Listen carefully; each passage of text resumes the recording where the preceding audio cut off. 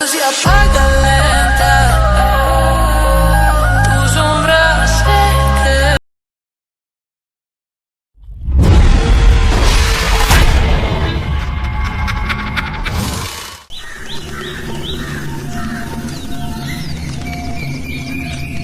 मुखिया के घर तांत्रिक महाराज और ऋषिधर बाबा दोनों बैठे हुए थे और ये सभी काफी परेशान दिख रहे थे। तांत्रिक महाराज, मेघना दिल्ली में है ये तो हमें पता है, लेकिन इतने बड़े शहर में जाकर उसे ढूंढना बहुत ही मुश्किल होगा।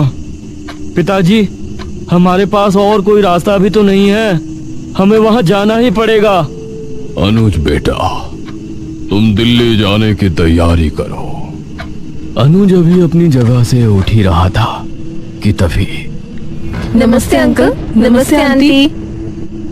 वहां पर ईशिता और मेघना पहुंची। अरे मेघना! मेघना बिटिया। मेघना को सामने देखकर अनुज को बहुत खुशी हुई। उसका मन था कि वो मेघना को गले लगा ले, लेकिन उसने अपनी भावनाओं पर काबू किया। मेघना, कैसी हो तुम? आप सब यहाँ ठीक तो हैं? ये लड़की, ये मेघना है। इसी की वजह से हम लोगों को निशिर मोलों से छुटकारा मिला है। मतलब पूर्व जन्म की राजकुमारी मेघालय? जी ऋषिधर बाबा। तांत्रिक महाराज, ये तो आप ही के जैसे हैं। ये मेरे जुड़वा भाई है, ऋषिधर बाबा। जनकपुरी की सभी क्रियाकलाप यही संभालते हैं। अंकल, आप सब लोग मुझे यहाँ देखकर हैरान तो जरूर होंगे, लेकिन मुझे बहुत ही भयानक सपने आ रहे हैं और न्यूज़ में देखा कि जनकपुरी में मौतें हो रही हैं। तो मुझे लगा कि मुझे एक बार यहाँ आकर आपसे बात करनी चाहिए। कहीं मेरे सपनों का इन हादसों से कोई कनेक्शन तो नहीं है? बेटी, जनकपुरी में हो रही मौत का कारण भी तुम्हारे अतीत से जुड़ा है। क्या मतलब अंकल? दमयंती वापस आ गई है मेघना। ये सुनकर ईशिता और मेघना हैरान रह गए। लेकिन वो कैसे वापस आ सकती है? वो तो गुफा में कैद है ना? मेघना, जिस गुफा से हमने महाराज का ताबूत निकाला था, इत्तेफाक से दमयंती का ताबूत भी वहीं रखा हुआ था। तुम्हारे कदम उस गुफा में पड़े तो दमयंती जाग उठी। ये सुनकर मेघना अपने कदम पीछे लेते हुए सोफे पर ऐसे बैठ गई जैसे उसे बहुत बड़ा झटका लगा हो। पिछली बार जब यहाँ आई थी तो मेरे आते ही निशिर मोलो जाग गए थे। उनको खत्म करके वापस गई तो गुफा में कदम रखने की वजह से दमयंती जाग गई। मुझे तो लगता है आप लोगों के लिए मैं ही मनहूस हूँ। अरे नहीं बेटी, ऐसा मत बोलो। बेटी, तुम्हारी इसमें कोई गलती नहीं है। तुम तो भलाई करने गई थी। यह तो बस एक संयोग है कि महाराज और दमयंती की लाश एक ही गुफा में थी। उसके लिए खुद को दोष मत दो। अंकल, अब हम उस दमयंती को कैसे रोकेंगे?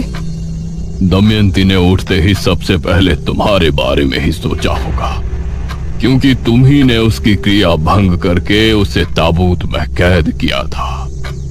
अब वो तुमसे बदला लेने की ही सोच रही होगी। वही तो हम जानना चाहते हैं तांत्रिक महाराज। अब हम उसका मुकाबला कैसे करेंगे? ये सवाल बहुत मुश्किल है अनुज बेटा।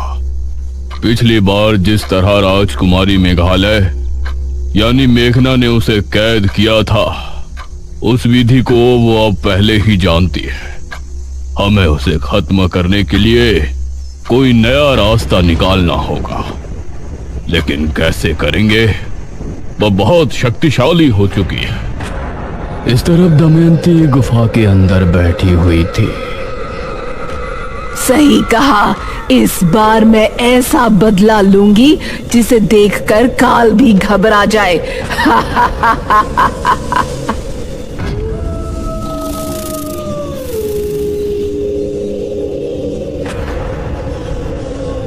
रात के करीब 2 बजे के समय पुराने किले में तांत्रिक महाराज और निशिधर बाबा दोनों ध्यान मग्न बैठे थे।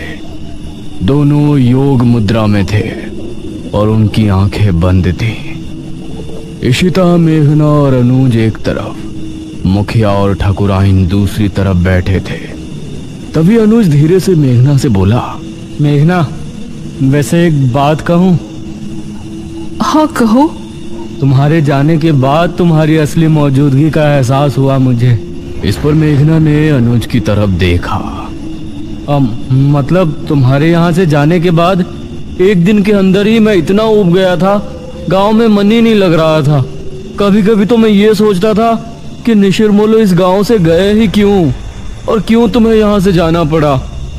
ओह अच्छा, वैसे अनुज कि तुमको इतनी ही प्यारी लगती है तो इसे गांव में ही रोक लो ना। इशिता, तुमको दिख नहीं रहा यहाँ क्या सिचुएशन चल रही है? तुम दोनों प्लीज चुप हो जाओ। ऋषिधर बाबा और तांत्रिक महाराज को दमयंती एक सुनसान इलाके में बैठी नजर आई। उन्होंने देखा कि दमयंती के पास एक सांप, एक चमगादड़ और एक बिच्छू आकर बैठ गया है। दमयंती ने उन तीनों की तरफ एक बार देखा और फिर जोर जोर से हंसने लगी।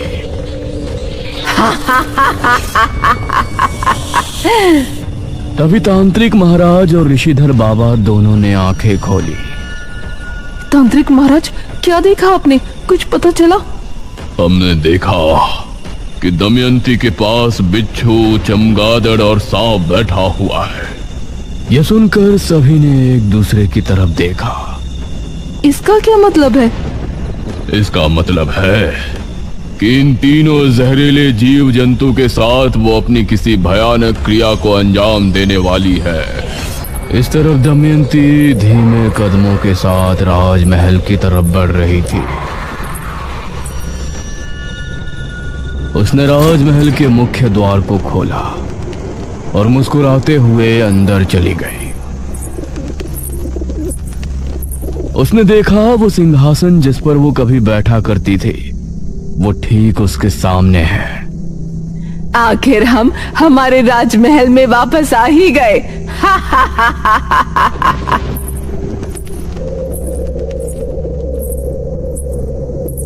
वो जैसे ही सिंहासन पर बैठी, वैसे ही राजमहल के सभी रोशनदान अपने आप जल उठे।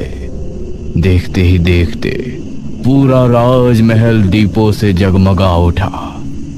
तभी अचानक गलियारे से उसे एक आवाज सुनाई दी।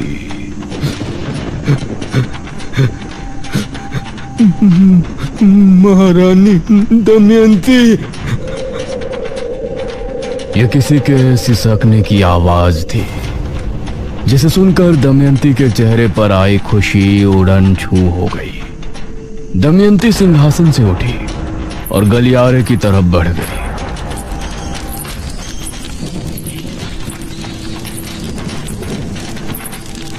जैसे जैसे वो आगे बढ़ रही थी, वैसे वैसे ही वो आवाज भी करीब आती जा रही थी।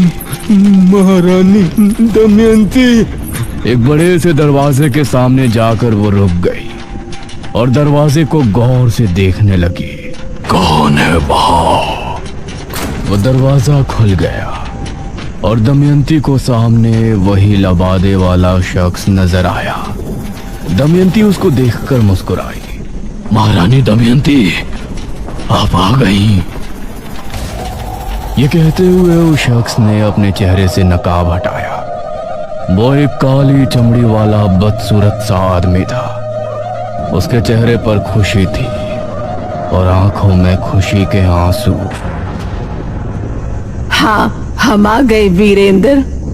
मुझे पता था कि एक ना एक दिन आप जरूर आएंगी, इसीलिए मैंने उस क्रिया को 400 साल तक जारी रखा, जिसे मैं आपके जिंदा रहते हुए आपकी शक्तियां बढ़ाने के लिए किया करता था।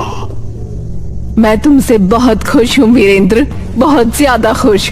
मेरे यहाँ पहुँचने के साथ साथ तुम्हारी महाक्रिया के 400 साल भी पूर्ण हो चुके हैं। अब तुम चाहो तो महल से बाहर जा सकते हो, लेकिन महल से बाहर जाते ही क्रिया बंधन टूट जाएगा और फिर तुम मनुष्य योनि में वापस चले जाओगे, जिसमें तुम बढ़ती उम्र के साथ बूढ़े भी हो जाओगे और तुम्हें मौत भी आ जाएगी।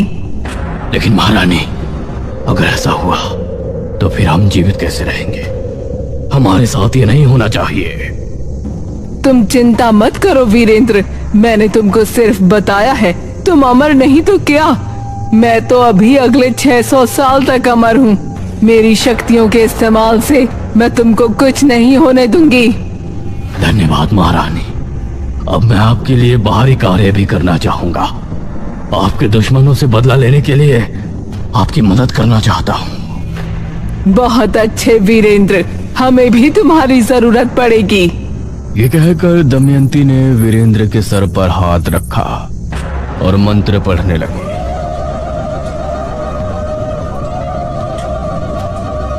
तभी वीरेंद्र की आंखें एकदम सफेद हो गई और उसके चेहरे से अजीब सा तेज निकलने लगा।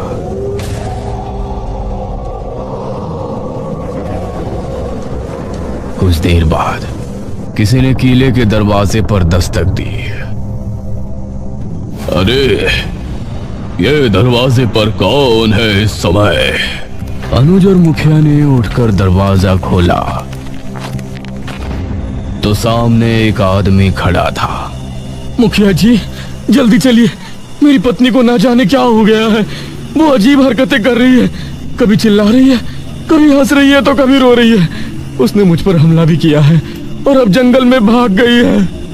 हे भगवान, अब ये क्या नई मुसीबत है। ठीक है, हम अभी चलते हैं। अब ये सभी उस आदमी के साथ जंगल की तरफ रवाना हो गए। जंगल इस समय बहुत सुनसान लग रहा था। वो आदमी आगे आगे चल रहा था और ये सभी उसके पीछे थे। वो आदमी अब कुछ बोल भी नहीं रहा था। अरे ओ भाई, कहाँ ले जा रहे हो तुम हमें? चलते चलते इतनी देर हो गई है। हाँ बेटा, तुम्हारी बीवी भी कहीं नजर नहीं आ रही है।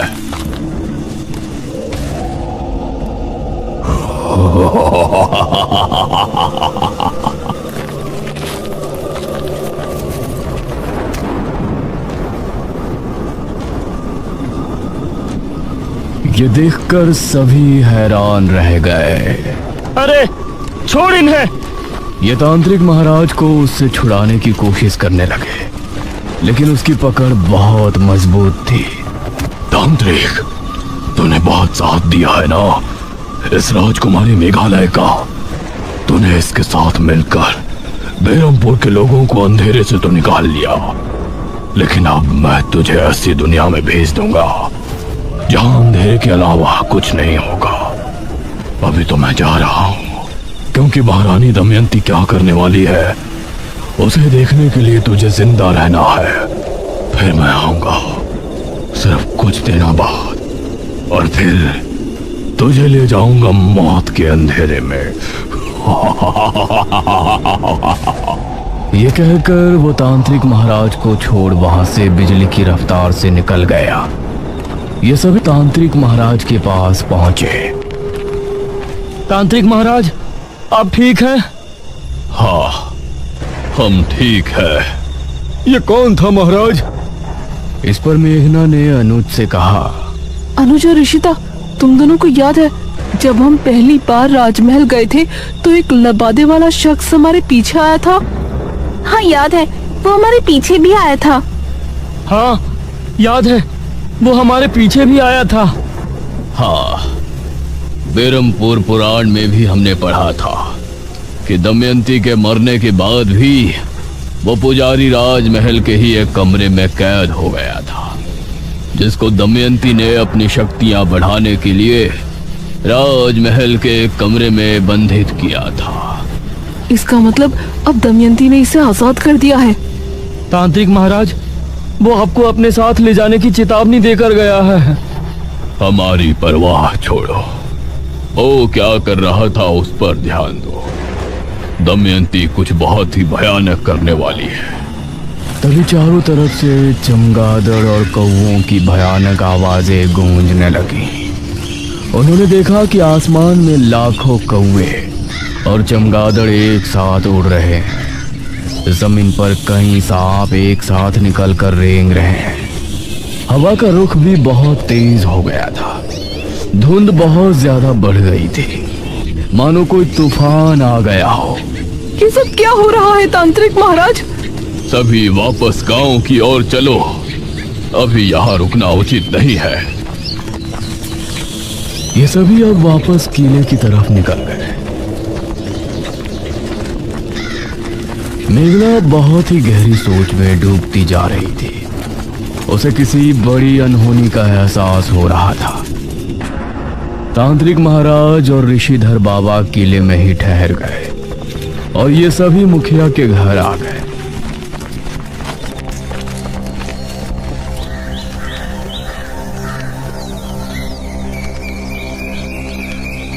अगली सुबह जब ये सभी नाश्ता कर रहे थे तो अनुज ने न्यूज ऑन कर रखी थी। भारत में पहली बार एक ऐसी घटना घटी है जो देखने वालों के दिमाग को बौखला रही है। बेरमपुर, जनकपुरी और इनके आसपास जितने भी शहरी इलाके हैं, उन इलाकों से चमगादड़ और कौवे एक ही समय में आसमान में उड़ एक ही दिशा में जा रहे हैं। जंगलों से सांप अपने बिलों से निकलकर एक ही दिशा में रेंग रहे हैं।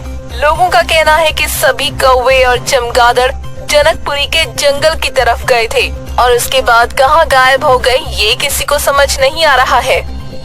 ये सुनकर सभी हैरान रह गए। हे भगवान, मतलब वो सभी सांप, कौवे और चमगादड़ जनकपुरी गए हैं। ये बात हमें जल्द ही तांत्रिक महाराज को बतानी चाहिए। अंकल, आप और आंटी यहीं रुकिए, हम तीनों तांत्रिक महाराज के पास जाते हैं। अनुज, इशिता और मेघना उसी समय किले पर पहुंचे।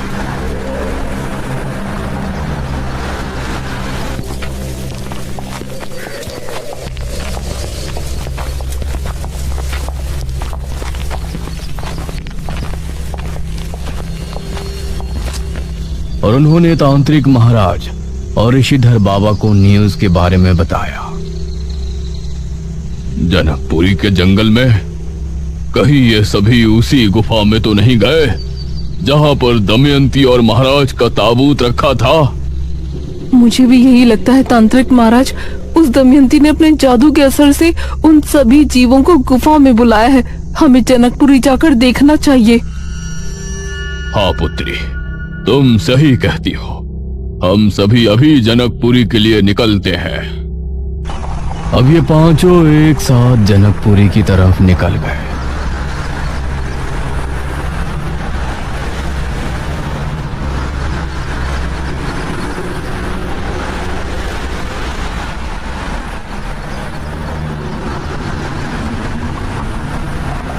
और वहां पहुंचते हुए इनको शाम हो गई। वहां पहुंचने पर इन्होंने जनकपुरी के लोगों को चौक पर जमा किया।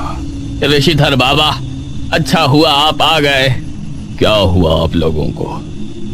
आप यहाँ जमा क्यों हैं? ऋषिधर बाबा, कल रात हमने करोड़ों चमगादड़ और कौओं को उसी गुफा की तरफ जाते हुए देखा है जहाँ से तांत्रिक महाराज विश्वजीत का ताबूत लेकर गए थे।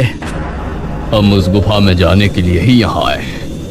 आप लोग यहीं रुककर हमारे वापस आने तक का इंतजार करें। गांव के लोगों से बात करके ये पांचों अब गुफा की तरफ रवाना हो गए। महारानी, वो सभी गुफा की तरफ ही आ रहे हैं, आपको मारने के इरादे से।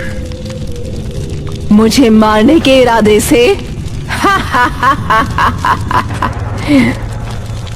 कुछ देर चलने के बाद ये सभी गुफा पर पहुंचे।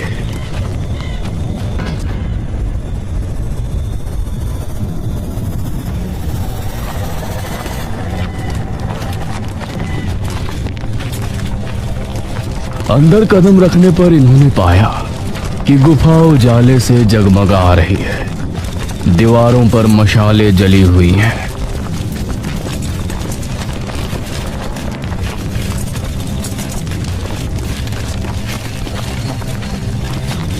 इन्होंने देखा कि दमयंती जमीन पर अग्निकुंड के सामने बैठी है और उसके चारों तरफ कौवे, चमगादड़ और सांप और बिच्छू जमा है। दमयंती ने इनको देखा तो ऊंचे स्वर में बोली, आओ राजकुमारी मेघालय, मुझे मारने आई हो ना? आगे बढ़ो। कोई आगे मत बढ़ना, ये बहुत जहरीले सांप और बिच्छू है। डरो नहीं राजकुमारी मेघालय, तुमको मैं इतनी आसान मृत्यु नहीं देने वाली। अभी तो तुमको बहुत बड़ा इम्तिहान देना है। 400 साल पहले तुमने पूरे राज्य को अपने उस मृत्युंजय अमृत के जरिए एक महामारी से बचाया था ना। अब देखना, अब पूरा भारतवर्ष महामारी में डूब जाएगा। बचाया जाए तो बचा लेना। इतना कहकर दमयंती ने मंत्र पढ़ना शुरू किया और सभी बिच्छू और सांप इन पांचों की तरफ दौड़े। अरे सभी जल्दी से बाहर निकलो, जल्दी। ये सभी तेजी के साथ गुफा से बाहर भाग निकले और इनको बाहर निकलता देखकर वो सभी सांप और बिच्छू वापस से गुफा के अंदर चले गए। ये अंदर क्या कर रही है, कुछ भी समझ में नहीं आ रहा है। तभी इन सभी ने एक बहुत ही अजीब दृश्य देखा। गुफा के मुंह से एक बेहद काला धुआं निकलने लगा। ये क्या है? वो धुआं निकलकर आकाश में फैलने लगा और हवा में घुलने लगा, मानो चारों तरफ अंधेरा छा गया हो। धुएं में एक बेहद खतरनाक झल थी। इन सभी को खांसी होने लगी और सांस लेने में परेशानी होने लगी। एक एक करके सभी बेहोश होने लगे। अनुज! मेघना अनुज की तरफ भागी और अनुज भी उसी की तरफ आ रहा था, लेकिन ये एक दूसरे से मिलते इससे पहले ही दोनों की सांसें उखड़ी और ये दोनों भी बेहोश हो गए।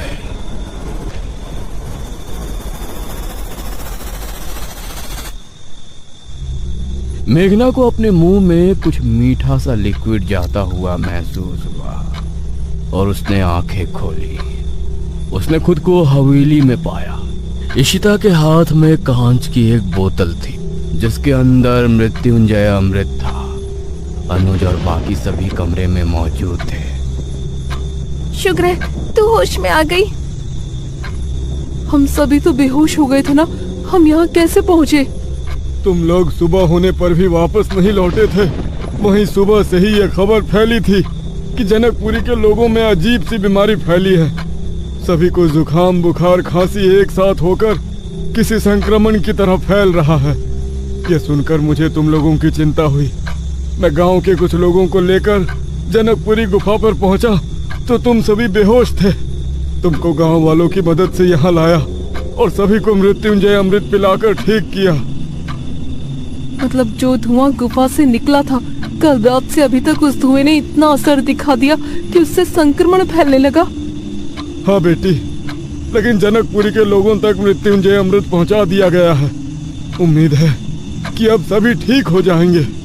अंकल, ये इतनी छोटी बात नहीं है, मुझे कुछ ठीक नहीं लग रहा। अरे आप क्यों टेंशन ले रही है? सब ठीक तो हो गया ना? मुझे नहीं लगता कि उस दमयंती ने इतनी बड़ी क्रिया सिर्फ थोड़ा सा संक्रमण फैलाने के लिए की है। उसने कहा था कि पूरा भारत महामारी में डूब जाएगा। हमें न्यूज़ देखनी चाहिए। अब ये सभी कमरे से बाहर आए।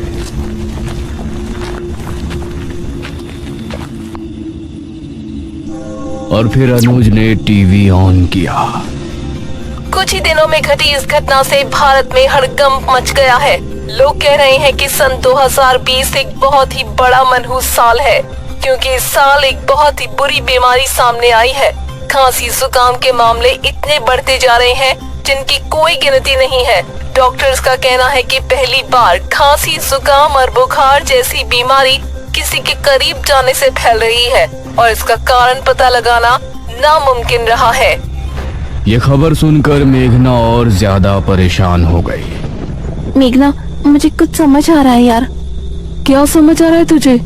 सांप, बिच्छू, चमगादड़, इन तीनों जीव में बहुत ज्यादा मात्रा में जहर होता है। दमयंती ने अपने काले जादू की क्रिया में इनका इस्तेमाल किया है। इसीलिए जो धुआं गुफा से बाहर निकला था उसमें इन तीनों के जहर का असर होने की वजह से ये एक वायरस बनकर फैल गया है, जिसकी वजह से लोग बीमार हो रहे हैं। हे भगवान, अगर ये ज्यादा फैल गया तो पूरे इंडिया के लोगों को कहाँ तक मृत्युंजय अमृत पिलाएंगे? अब मुझे समझ आ रहा है कि उसने मुझे वो चुनौती क्यों दी थी। अब क्या होगा तांत्रिक महाराज? इस विपदा का हल तो हमारे भी समझ नहीं आ रहा।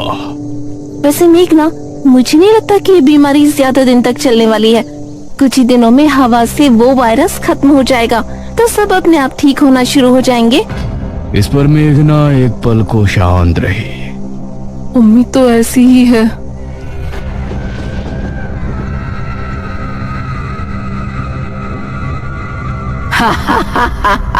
ये बेवकूफ समझ रहे हैं कि वो संक्रमण ऐसे ही खत्म हो जाएगा, लेकिन ये तो एक शुरुआत है मेघालय, सिर्फ शुरुआत।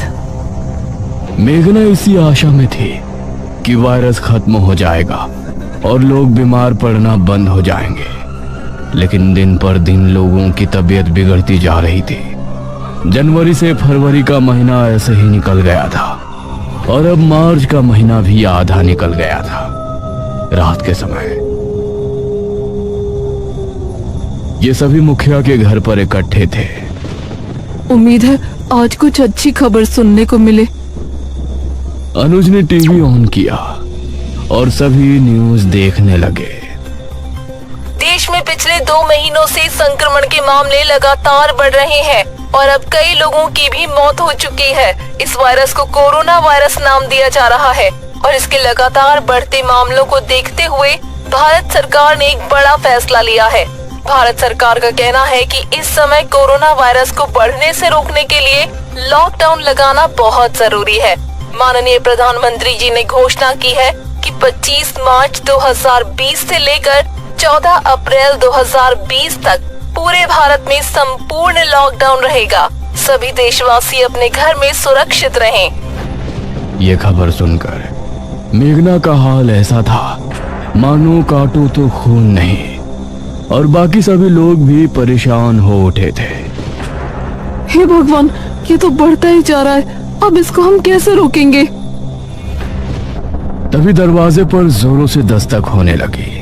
कौन है? कोई जोरों से दरवाजे को पीट रहा था। मैं देखता हूँ, तुम लोग पीछे ही रहना। तांत्रिक महाराज ने उठकर दरवाजा खोला तो सामने वीरेंद्र खड़ा था। उसकी आंखें पूरी तरह से सफेद थी। ठाकुराइन उसे देखकर खौफ से चीख पड़ी।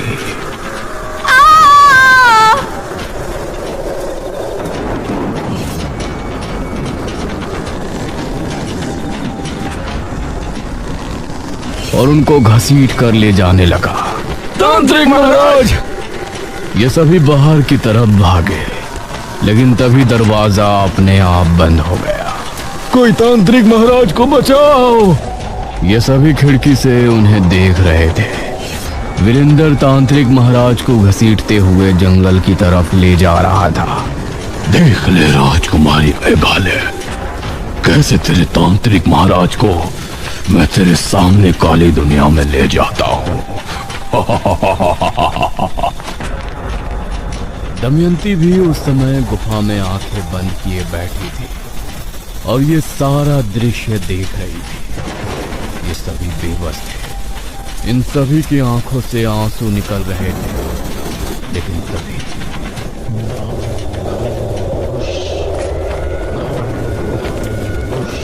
ये सभी इस आवाज को सुनकर हैरान रह गए।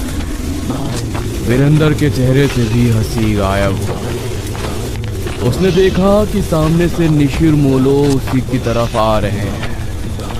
उन्हें आता देख उसने तांत्रिक महाराज को छोड़ दिया। निशिर मोलो उसके करीब आकर रुक गए। उनकी आंखें लाल लाल चमक उठी। वीरेंद्र की आंखों में खौफ उतर आया। तभी ताबूत खुल गया। उसके अंदर से सुनहरी रोशनी निकली और वीरेंद्र को ताबूत के अंदर खींच ले गए।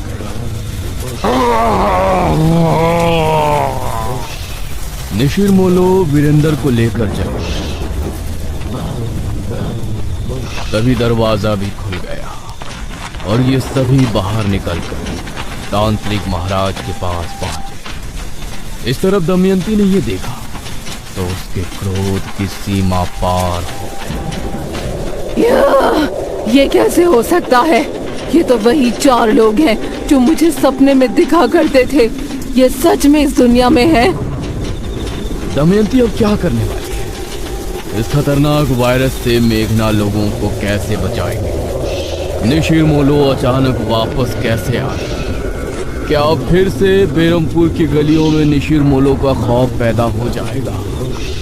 इन सवालों के जवाब जानने के लिए देखिए इस कहानी का अगला भाग जल्द ही।